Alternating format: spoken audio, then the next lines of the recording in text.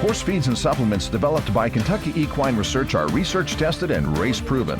For over 30 years, top trainers and veterinarians have relied on science, technology, and products from Kentucky Equine Research to fuel top performance from the breeding shed to the sales ring and the track. Look for KER products and learn more at KER.com. Kentucky Equine Research, world leaders in equine nutrition.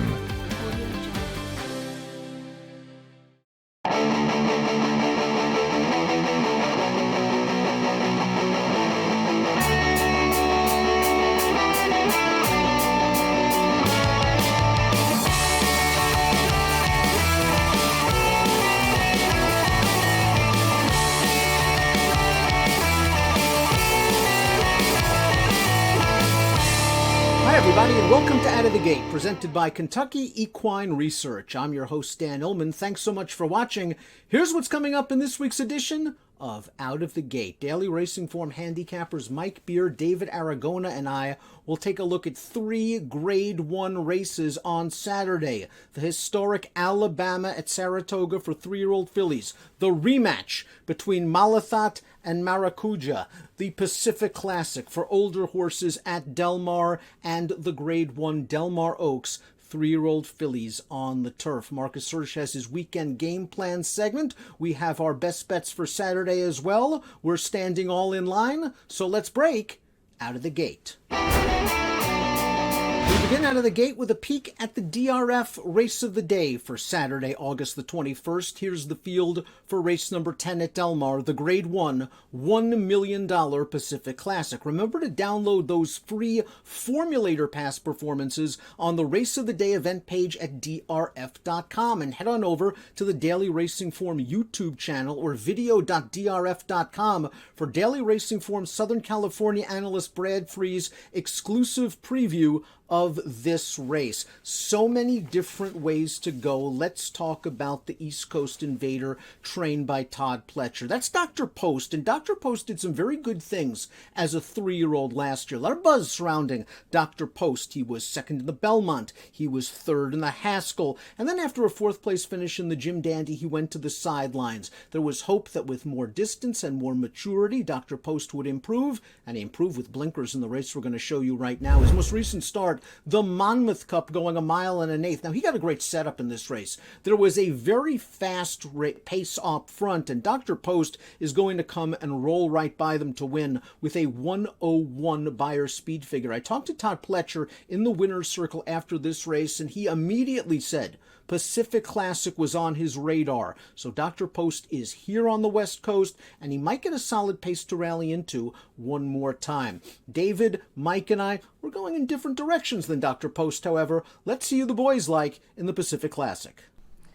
I think that the 1.25 mile distance is going to be a key factor in this Pacific Classic, because actually none of the runners in this field have ever won at the distance, but the one who has run the best race is clearly the number 4 Royal Ship, who was a very strong second 2-back in the Hollywood Gold Cup behind Country Grammar, who we haven't seen run back since, but both he and Country Grammar ran gigantic speed figures in both that race and the Californian, which we're going to take a look back 3-back for Royal Ship at Santa Anita. He put on a good battle through the stretch here with Country Grammar this day, and they earned a gigantic 1:08 Beyer for this performance, going 1.1 miles. Royal Ship, while he didn't win going 1.25 miles next time out in the Hollywood Gold Cup, he ran an excellent race that day, battling the very good Country Grammar every step of the way. And I think the fact that he lost as the favorite last time out in the San Diego to today's rival Express Train was really a function of the shorter distance and the fact that Royal Ship was kind of buried in behind horses at the top of the stretch.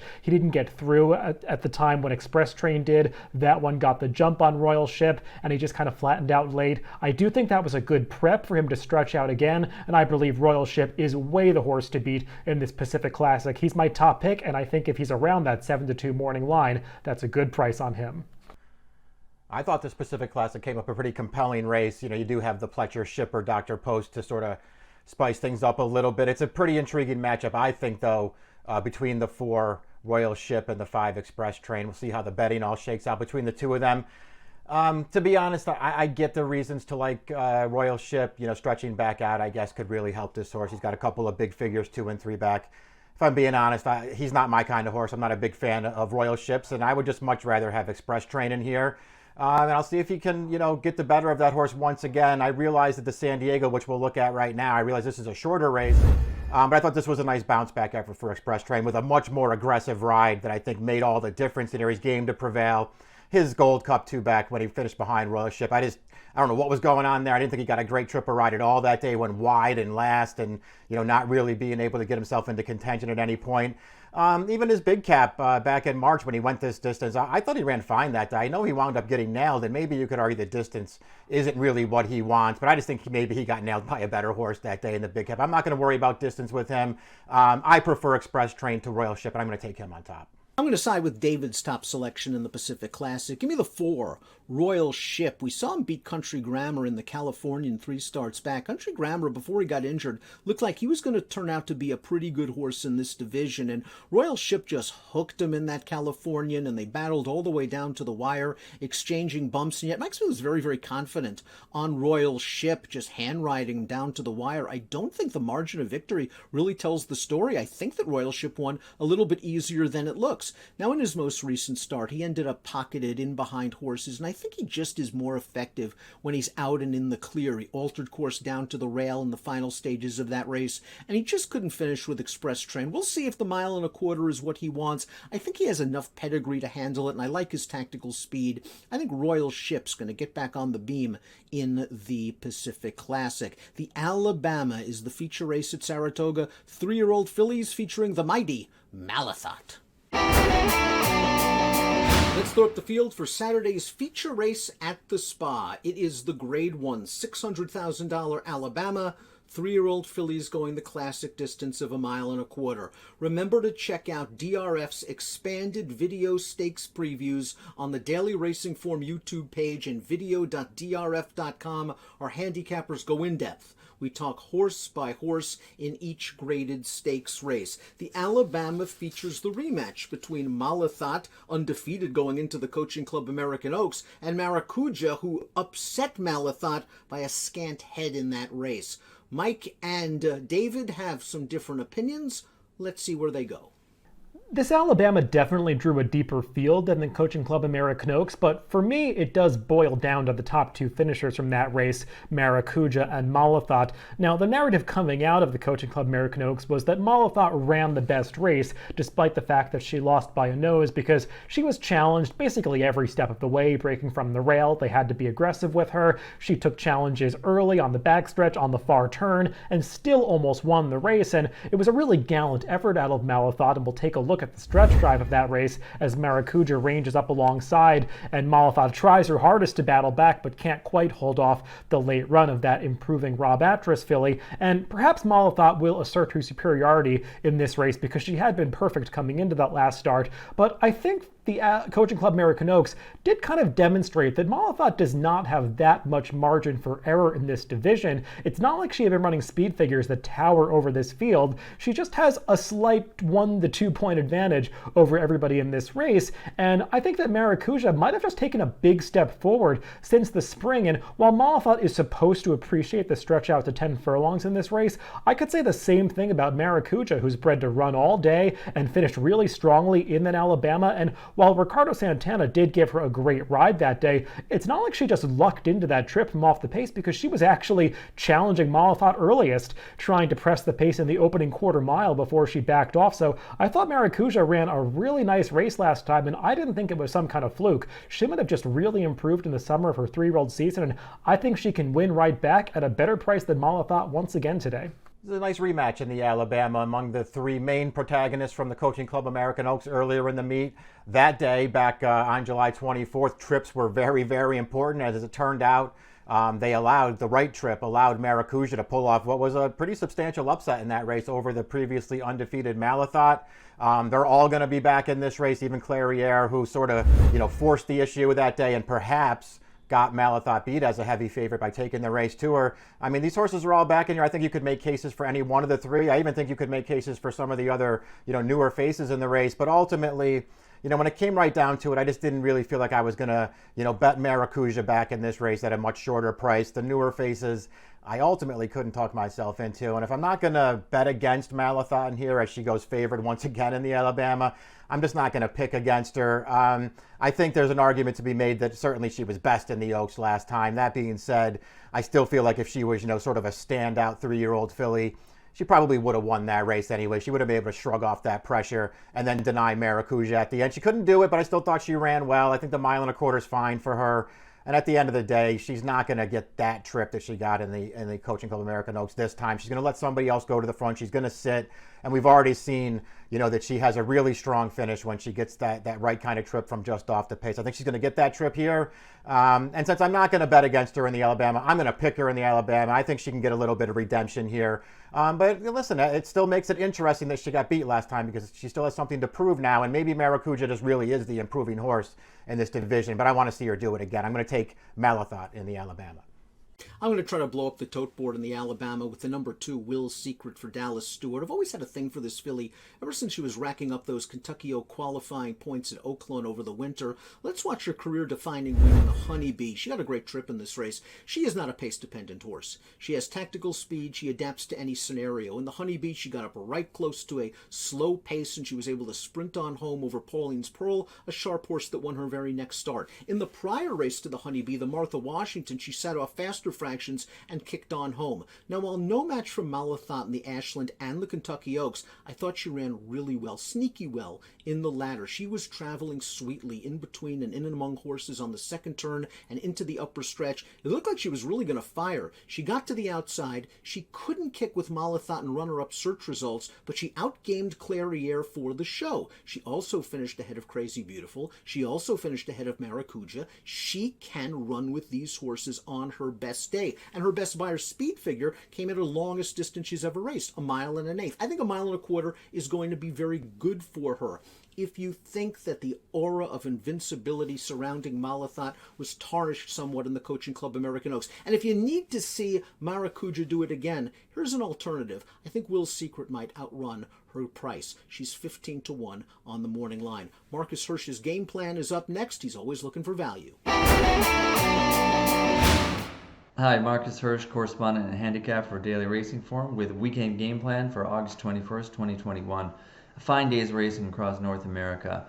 Saratoga has the Alabama, a couple other stakes that are interesting. Woodbine has some stakes. Code of Honor's running in the Iselin at Monmouth.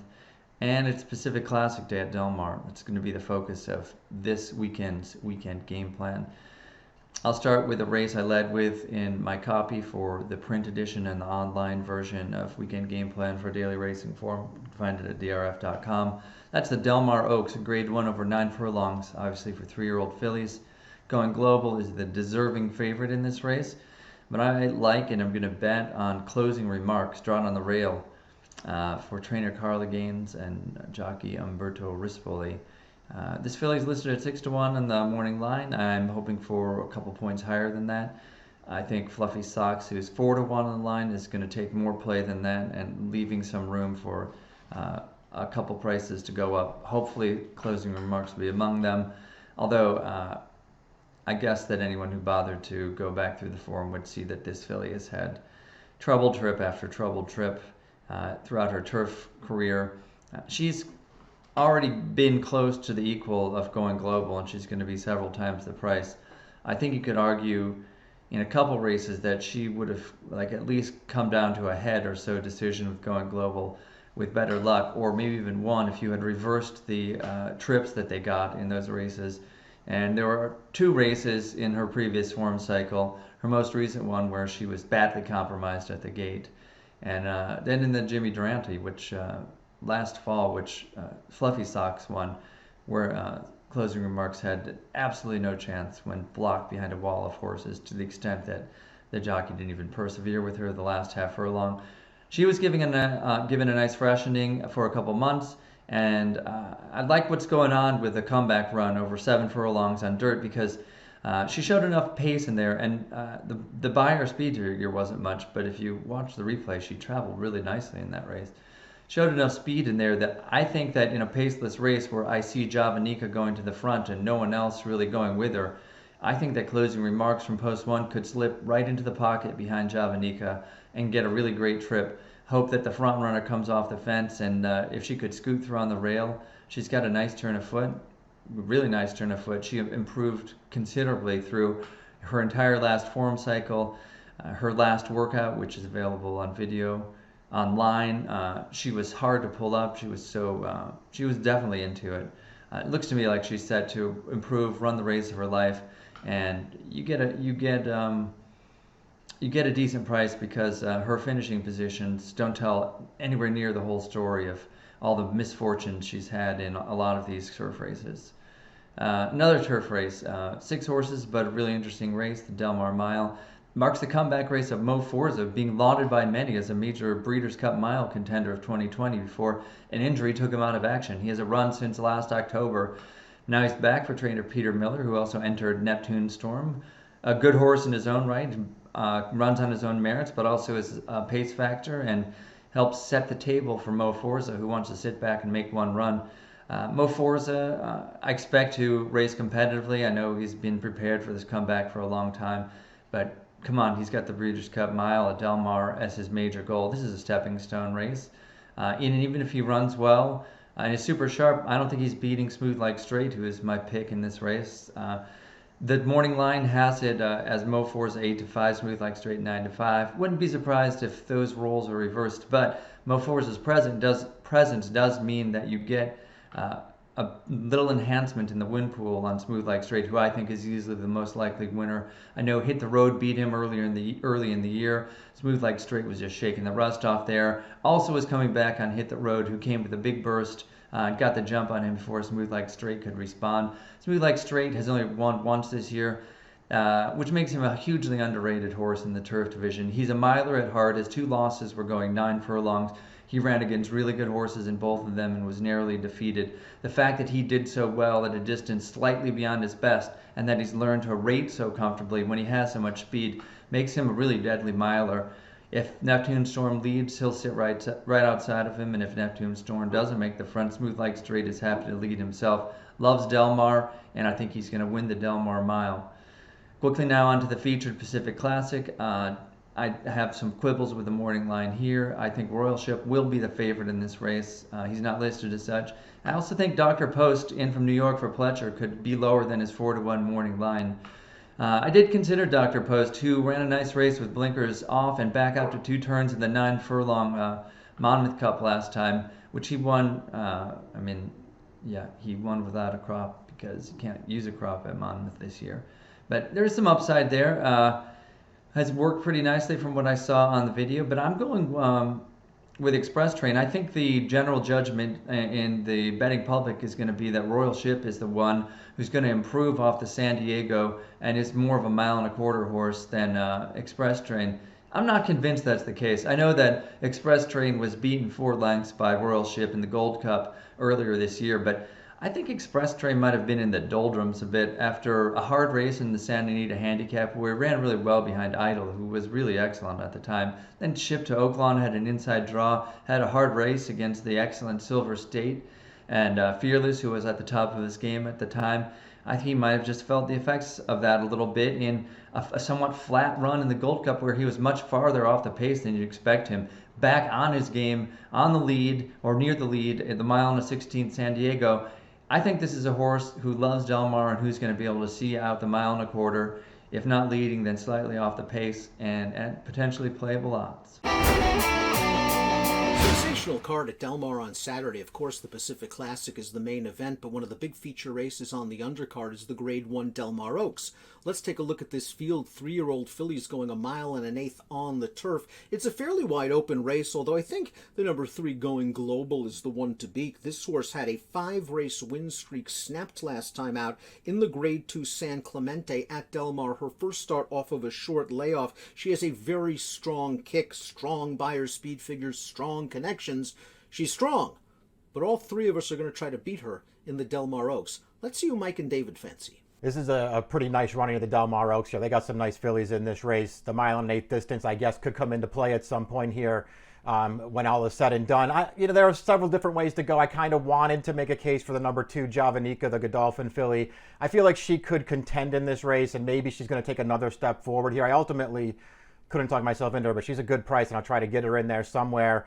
At the end of the day, I'm gonna go back to number 4, Madone, in this race. I get that the mile and an eighth could be some kind of a question for her. The last time they tried it, the only time they tried it, was 2 starts back in the honeymoon, and she didn't run well that day. I find it hard going back and watching that race, though, to make the recommendation that the distance got her beat there. I mean, to me, she was a little bit rank early in that race, but ultimately she looked like a beaten horse from a long way out there. It's not like she was in contention, deep into the stretch and then didn't see it out. I thought she looked like a beaten horse around the second turn in there. So maybe it was something else that got her beat that day. I thought she bounced back with a really nice effort last time in the San Clemente. We'll look at the replay of that right now. This is right here at Del Mar. She's in against Going Global, who she'll face off against again in this spot. And I just feel like, as much as Going Global was down towards the inside and sort of had to squeeze her way through some traffic, Madone, on the other hand, sat on the outside the entire way, came around horses to the stretch. I thought Going Global got clear with time and had had every chance to win. And I think Madone just outfinished her at the end of that race. I like this filly. She was a good 2-year-old. She still very lightly races a 3-year-old. I like the way that she bounced back last time. It feels like she's not going to be the favorite in here. This is a wide open race, but I'm going to take Madone in the Del Mar Oaks. I'm not inclined to take another short price on Going Global in this race after she disappointed as the 2-5 favorite last time in the San Clemente. All things considered, I thought she got a great trip last time, saving ground around both turns, got out with enough time into the clear in the stretch, and just couldn't hold off the late run of Madone. And I wonder if Going Global is one of these horses that was in great form over the winter and spring, but maybe some other 3-year-old fillies have caught up to her in their development by this point in the summer. So I didn't want to take her at another short price in this race, and there are many to consider, like Madone, who won last time, Fluffy Socks coming from the East Coast, even European shipper Soaring Sky. But I was most interested in another California filly, and that's the number 1, Closing Remarks. If you start to take apart Closing Remarks' form, I think that she's a little dirtied up and is better than she seems. Let's take a look at her race 3 back in the Providencia, and she got a good trip in this race, and I think this race just exhibits how close you can get to Going Global when you do get the right trip. She was second best to her this day, but I think maybe she stepped forward since then, and she's had plenty of excuses after this race and before. Closing Remarks got a terrible trip in the Jimmy Durante last year as a 2-year-old when she was held up in traffic for the entire stretch drive. After this race that we just watched in the Senorita 2 back for Closing Remarks, she clipped heels at the start, had to make this big wide looping run, was arguably best in that race, and I think that she's just a horse that is due for some luck, and if she can get the right trip here, breaking from the rail, saving ground on the turns in a race that doesn't feature a whole lot of pace, I think she might be able to upset this field at a price in the Del Mar Oaks.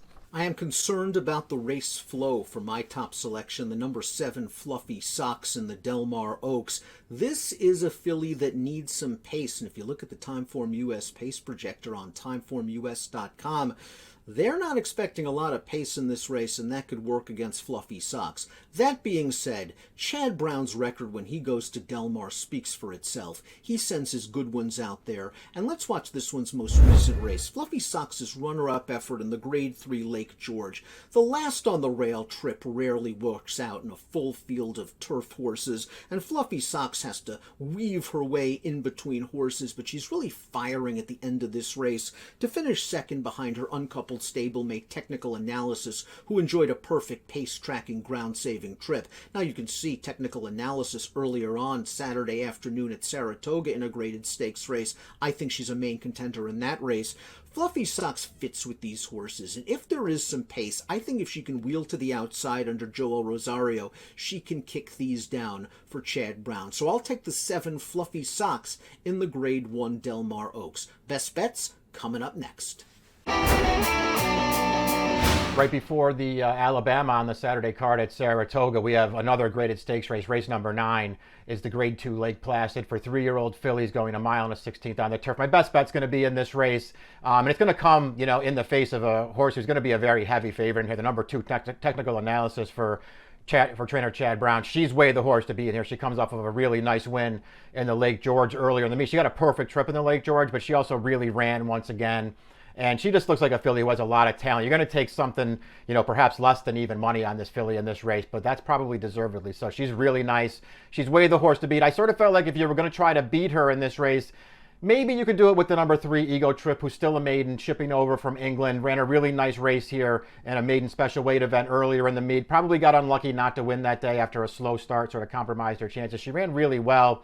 I mean, maybe you could do it with her and just hope she really takes a step forward here. I felt like if you were going to try to beat technical analysis, you're going to do it with one horse. You're going to do it with number 5, Love Struck, and that's what I'll do in this race. I'll try to beat technical analysis at a short price with Love Struck, a really well-bred Godolphin filly for trainer Bill Mott, who just showed an awful lot of potential last year as a 2-year-old. They had trouble getting her to the races, but when she did finally turn up right at the end of the Saratoga meet of September, she was really impressive, breaking her maiden. Still very green in that race, didn't break at all, got bumped at the start, was very hard to handle early in that race.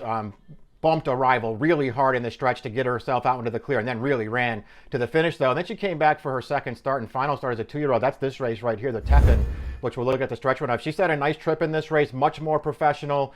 Got a seam in the upper stretch to get clear, and you could just see her gathering her momentum once she saw daylight in this race. Good finish to run by that field. It wasn't a strong field, but she won that race very easily. Took her a while to get back to the races this year, but when she turned up in the Wild Applause, just a little fresh early in that race. Finally, Junior Alvarado got her to settle a little bit. And I just liked the fact, I appreciated the fact that she was still in contention down past mid-stretch. She finally got tired, weakened in the final furlong or so, got out-finished by everybody in there. But it just felt like the kind of race that maybe this filly really needed. I like that Mott comes right back in this spot. He's taken the blinkers off. He hasn't worked her on turf since that Wild Applause. I like that about this filly as well. I just feel like she has a lot of talent. She's going to have to show it here. She's going to have to improve if she's going to beat a horse like Technical Analysis. But I felt like if you're going to beat the favorite, this was probably the only filly you could do it with. And she's a great price on the morning line at 6-1. So I'll make Love Struck my best bet in race number 9 at Saratoga on Saturday. My best bet comes on Saturday at Saratoga in the final race of the day, race 11, a maiden special weight going a mile on the inner turf, and I'm very interested in the number 5 Gale Horse Wind stretching out in distance. There are a couple of Chad Brown trainees, Split Then Double and So Enchanting, who are likely to take most of the money in this race, and they're the 2 horses to beat pretty clearly, but I didn't think either one of them was all that formidable, and there are many other ways to go in this deep field, and I want Gale Horse Wind if she's going to be anything around her morning line price of 8-1, and she could get somewhat ignored in this race because she's stretching out for the first time off a series of sprint efforts, and I just have an idea about this horse that she should be able to handle the stretch out in distance. I thought that when she ran her debut, she was a little green that day, going 6 furlongs at Belmont Park, but she closed really nicely, and they've sprinted her 3 times since then, and I think it's just kind of solidified that she doesn't really have the speed to win those sprint races. She's by Flincher, who should be a stamina influence.